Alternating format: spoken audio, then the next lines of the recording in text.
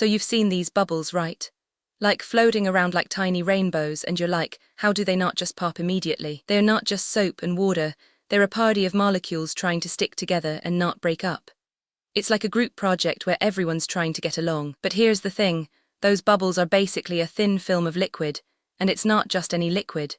It's a super special mix of water and soap that's got a secret club membership. So why don't they just pop?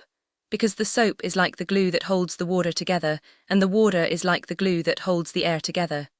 It's a double-sided sticky situation, and if you ever wonder why bubbles are round, it's because the soap wants to be as efficient as possible, like a lazy circle that doesn't want to waste space. So what exactly are we talking about? Like, what's a soap bubble even made of? It's basically just water, soap, and a little bit of air. Like a mini party in a bubble. But here's the kicker, the soap makes the bubble sticky and flexible. It's like a superhero suit for the bubble. So the bubble isn't just holding air, it's holding itself together with that sticky soap layer. So we're not just talking about a bubble, we're talking about a scientific party trick with a tiny science lesson. Okay, so you're probably thinking, why should I care about soap bubbles? Well, imagine if bubbles were like your favorite snack. You know, the one that disappears if you don't eat it fast. But bubbles are like science's version of a magic trick. They stay together because of something called surface tension. And if you ever wanted to make a bubble that lasts forever, you'd need to master the art of surface tension, which is basically bubble wizardry. So back in the day, like 3,000 years ago, some dude was probably like, hey, what if I mix some water and soap and make a bubble? It's like a floating ring of fun. Then some other dude was like, wait, that's not a bubble, that's a soap film. And it's actually super thin, like a sheet of bubblegum between two pancakes. Then in the 1800s, some scientist was like, oh, this is a physics problem. The soap is like a magical glue that holds the water together, and the air is the pressure that keeps it from popping. And then in the 1900s they realized, oh, this isn't just physics, it's also chemistry. The soap molecules are like tiny magnets, sticking to water and air, which is why the bubble doesn't just fall apart. So in short, the history of bubbles is like a sitcom, messy, dramatic, and somehow still fun. And now we're just here trying to explain it all. So imagine you're blowing a bubble, like a tiny balloon made of soapy water. It's like a magic trick where the water doesn't just fall apart, it sticks together. The secret is in the soap, which acts like a superhero glue that holds the water together, even though water usually wants to run away. It's like if your friends were holding hands to make a circle, but instead of hands, they're using soap molecules to hold the water together. And if you pop it, it's like a balloon that just deflates, because the glue is gone and the water can't hold on anymore. So in short, soap bubbles stick together because soap is like a superhero glue that makes water friends and holds them in a circle. So you've got this bubble wand, right? Like a stick with some string on it. You dip it in soapy water and then you blow. It's like trying to make a bubble out of a balloon but with more effort and less dignity. The soap mixes with the water and makes it sticky. It's like the water has a little glue in it, and the air you blow in gets trapped inside. It's the bubble's first breath, kind of. But here's the thing, bubbles aren't just air. They're like a thin, stretchy skin made of soap and water. It's like a superhero suit made of science, but way less cool looking. The soap molecules are like tiny magnets, pulling together to form a skin. They're always trying to stick to each other, like how you can't help but high-five your best friend. But the real trick is the water. It's not just there to make things wet. It's like the bubble's backbone, keeping everything from collapsing. Without it, you just have a blob of soap. Okay, so now we've got this thin film of soapy water, like a bubble wrapper. But how does it actually stick together? Well, it's not magic, it's just science with a splash of glitter. The secret is in the water and the soap. Soap is like a superhero for water, it makes it slippery and helps it spread out. Without soap, water would just sit still and not make a bubble. But here's the twist, soap also makes the water stick to itself. This is called surface tension. Imagine if water was trying to hug itself and the soap just makes it hug harder. So when we blow into the bubble, we're not just adding air. We're adding a little pressure that stretches the film. The film then stretches like a balloon, but with a superhero cape on it. And here's the final trick. The soap makes the film strong enough to hold the air inside. It's like a stretchy blanket that traps the air and keeps the bubble from popping too fast. So here's the real kicker. The bubble's not just a skin. It's a asterisk team asterisk. Water and soap are like two friends who can't agree on anything, but together they make a really good bubble. Water wants to pull together like a magnet, but soap is all about slowing things down and keeping it from getting too tight. It's like a yoga instructor for the water. Together they form this perfect balance, A skin so thin it's like a single breath holding on for dear life. It's science but also a party trick, and if you ever wanted to make a bubble last forever, just add a little sugar. It's like giving the bubble a tiny hug from the inside. So yeah, the bubble's a team of weirdos, and they are doing a pretty good job of staying together for now. So the real reason bubbles stick together is because of something called surface tension. It's like the bubble is wearing a super tight, invisible shirt made of water and soap. The shirt is so tight it keeps the bubble from popping right away. But wait, how does that shirt stay on? Well, the soap molecules are like tiny magnets, sticking to each other and to the water. They form a sort of blanket around the bubble, making it strong enough to hold its shape. And here's the kicker. This shirt is actually super thin, like a single layer of atoms. But even though it's super thin, it's super strong. That's why your bubble can float around for so long without popping. But then why do they eventually pop? Because the shirt starts to get a little too stretched out. The surface tension can only hold so much before it gives way. It's like trying to blow up a balloon until it can't stretch anymore. So the next time you see a whole bunch of bubbles floating around, remember, they're all just wearing the same invisible shirt, trying not to pop. And if you're lucky, you'll catch one before it goes poof. So imagine you're building a bubble but with bubble wrap. Like you're trying to make a bubble out of bubble wrap. It's like trying to make a balloon out of a deflated balloon. You just can't get the shape right without some help. But here's the thing. Bubble wrap is made of plastic, and soap is like the glue that holds the plastic together. Without the glue, the bubble would just fall apart like a wet paper bag. But then the bubble has to deal with gravity, which is like a giant, invisible hand trying to pull it down. So the soap helps the bubble resist that pull, like a superhero in a bubble suit. And if you pop the bubble, it's like popping a balloon made of bubble wrap. The soap just dissolves, and the bubble falls apart like a sad, deflated soufflé. Okay, here's the thing. Soap bubbles don't actually have a brain, but they do have a kind of bubble intelligence. Like they're basically a bunch of water and fat trying to be as lazy as possible. So they form this thin film, like a bubble wrap version of a skin, and they try to make themselves as flat as possible. It's like trying to flatten a balloon with a ruler. So even though it sounds like a conspiracy theory, the bubble is just doing what it does best, being a lazy, memory-having, shape-shifting water sandwich. And if you're wondering, that's why bubbles are so weird. They're like the universe trying to make a bubble bath out of physics, and it's kind of working. So I thought, hey, maybe soap bubbles are like balloons, just filled with air and soap. But no, they're not balloons. They're more like floating glitter that's also a science experiment. Wait, what if they're like marshmallows? Soft, sticky and just trying to hold together. But marshmallows don't float. They're more like sticky, sad, grounded marshmallows. So the idea that bubbles are just balloons with soap is a myth. They're not balloons.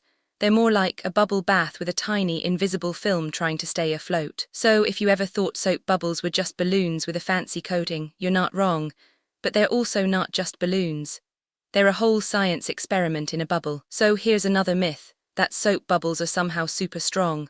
Like they're made of magic glue or something.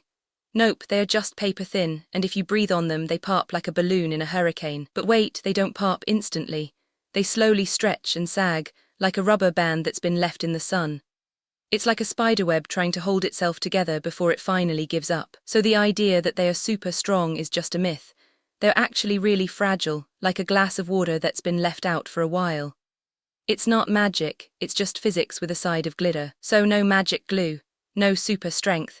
Just a thin film of soapy water and a whole bunch of science that makes it look like it's doing something cool. Like a disco ball made of bubbles. Next time you see a bubble, remember, it's not a superhero. It's just a delicate, floating thing that's doing its best to stay together for a few seconds. And that's pretty cool in its own way. You see it every day, but you never think about it. Like when you blow bubblegum and it floats around the room. It's like a tiny, squishy UFO that refuses to pop. That bubble isn't just a trick of light. It's a whole science party happening in a tiny, transparent party hat. And you're just the guest of honor. Even your shampoo has a little bubble magic. It's like a foam party for your hair, but with less glitter and more cleaning. And don't even get me started on the bubble bath. That's like a spa day for your skin, but with more giggles and less stress. So the next time you see a bubble, remember, it's not just a fleeting moment. It's a tiny miracle, a party in a pocket, and a reminder that science is everywhere, even in the most silly places. So here's the real kicker. Soap bubbles are like the party crashers of the surface tension world. They show up uninvited, and then you're stuck explaining why they're still here. You think you've seen everything. No, you haven't. You've seen the surface tension party. Now you're at the after party and the bubble's just trying to make small talk. It's like when your friend brings a weird snack to the party and then expects everyone to like it. The bubble's like, I'm here, I'm bubbly, and I'm not going anywhere. So yeah, the bubble doesn't just float away. It's got a mission. And that mission is to stick around even if it's a little unstable. And that's why you can't just blow a bubble and walk away. You're now part of the bubble's after party. You're the host, you're the snack, you're the weirdo who didn't bring a drink. So if you think a regular bubble is impressive, wait until you see the record holders. Some bubbles are so big, they're like bubble giants in a bubble kingdom. They're not just big, they're extremely big. The record for the biggest bubble ever made is held by a team in Japan. They made a bubble that was like 100 times bigger than your average bubble. It was so big, it could fit a whole bunch of your friends inside. But here's the kicker, those bubbles don't last forever. They pop eventually, just like your hopes when you try to blow a bubble the size of a house. Still, the fact that they even exist is wild. It's like if you took a bubble and said, okay, let's go full power on this, and it actually worked. It's science but with a side of magic. So next time you blow a bubble, remember, you're not just making a bubble. You're part of a long, weird and slightly magical tradition of bubble making that's been going on for decades. And if you ever get the chance, try making your own bubble record. Just don't blame me when your bubble turns into a giant puddle on the sidewalk. Okay, so the bubble's like a party balloon, but with a bunch of unhappy molecules. One little hiccup, and the whole thing starts to unravel. Imagine if your favorite soda started to bubble out of the bottle. That's basically what's happening here. The surface tension is like the last bit of glue holding everything together. But if the bubble gets too big, or if it hits something sharp, that glue just gives up, and the bubble bursts like a pop song ending. Sometimes the bubble just decides it's had enough and explodes in a burst of color and confusion. It's like when your toddler throws a tantrum, sudden, loud, and full of glitter. And then there's the sad aftermath, a puddle of water and a bunch of broken promises. Like when you promise someone a snack and end up giving them a lemon. So yes, bubbles are like life, beautiful, fragile, and full of potential for a dramatic exit. Just don't blame the bubble if it decides to go out with a bang. So here's the catch, and it's not a catch-22. These bubbles are kind of like a party that only lasts 10 seconds. You're having so much fun, but then poof, it's over. And no one told you it was going to end like that. You can make a bubble that's 10 feet tall, but it's still going to burst in a heartbeat. It's like trying to keep a jellyfish alive in a bowl of lemonade. The jellyfish is happy, but the lemonade is not. The real problem is that bubbles are like a bad date. You get all the sparkles and the fun, but then you're left with the awkward silence and the mess. And no one wants to clean up after a bubble. And if you're trying to make a bubble that lasts forever, good luck. You're basically trying to build a house out of sand. It's fun for a minute, but eventually it just collapses. So yes, bubbles are amazing, but they're also a little bit of a joke. They're like that one friend who brings the good vibes but leaves a trail of glitter everywhere.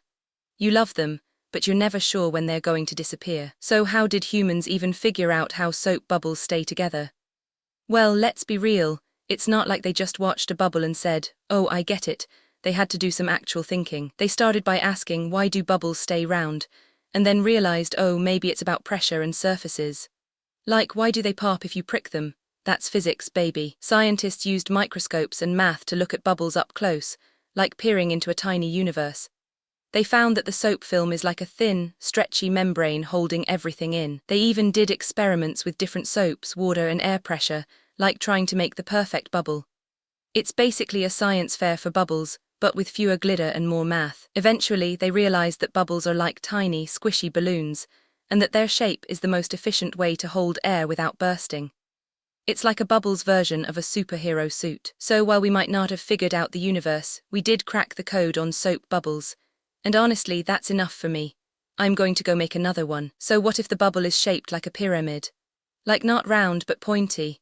That's not a shape a bubble would normally make, but it can happen if you're really, really careful. It's like trying to blow a bubble and then pretending it's a geodesic dome.